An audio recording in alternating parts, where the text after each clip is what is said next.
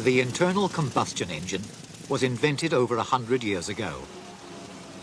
Today it has been developed into a powerful and reliable power unit, although the basic principles of its operation remain exactly the same.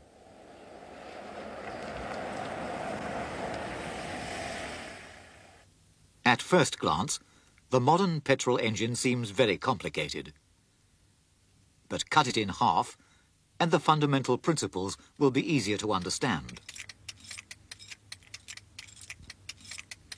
There are three main sections to the engine. The sump, holding the oil. The cylinder block, which holds the crankshaft and contains the cylinders and pistons. And the cylinder head, holding the camshaft, the valves, and the spark plugs. To help us understand how the engine works, let us take a simplified model engine. When pressure is applied to the top of a piston, it is driven down, causing the crankshaft to rotate. In this way, up and down movement is changed to rotary motion.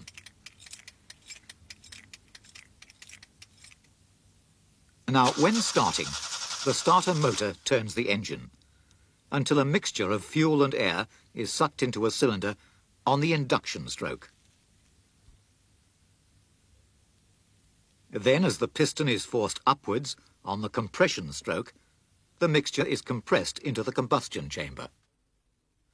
Then the mixture is ignited and the piston is driven down by the expansion of the burning gas on the power stroke.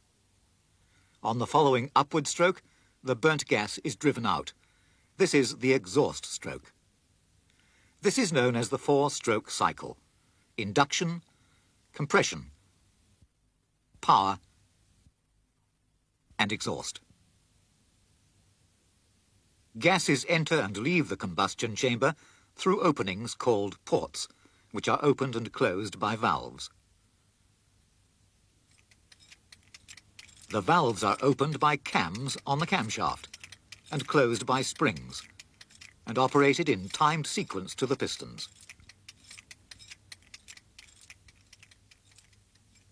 On the induction stroke, the inlet valve opens and the air-fuel mixture is sucked in as the piston falls. The valve closes. Because both valves are closed, the mixture is compressed by the rising piston. With the inlet and exhaust valves closed, the mixture is ignited by the spark plug. The piston is driven down by the energy released. As the piston begins to rise again, the exhaust valve opens to clear the burnt gases. The valve closes and the cycle can begin again. To reduce vibration, firing occurs at evenly spaced intervals. On a four-cylinder engine, the firing order is usually 1, 3, 4, 2. Air and fuel must be mixed in the correct proportions. When a carburetor is fitted, air is sucked in and passes a jet, where fuel is drawn into the airflow and mixed with air before entering the combustion chamber.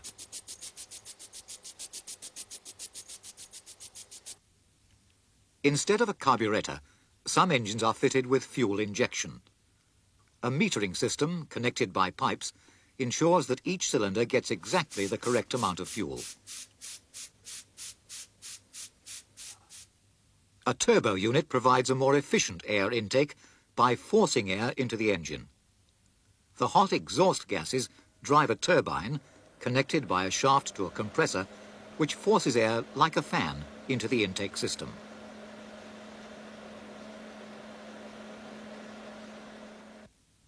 The ignition system consists of a battery, a switch, a coil, and a distributor.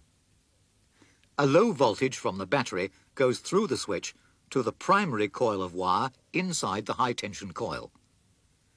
When the low-voltage circuit is interrupted by a contact breaker under the distributor cap, a very high voltage of short duration is induced into the secondary coil, which causes a spark each time the circuit is broken.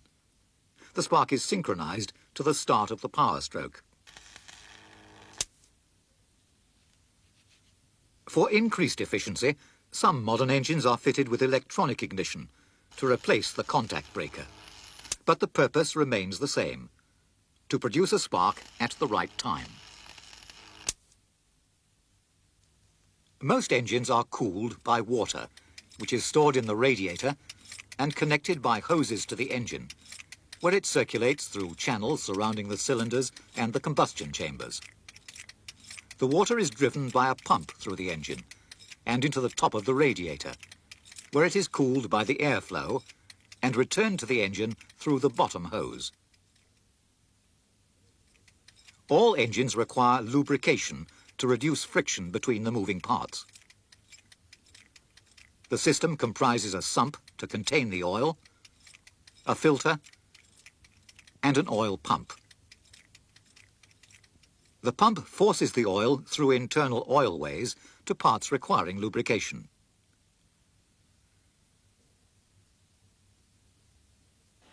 Many different engines are designed in the quest for more power, increased reliability, better fuel economy, and lower exhaust emission.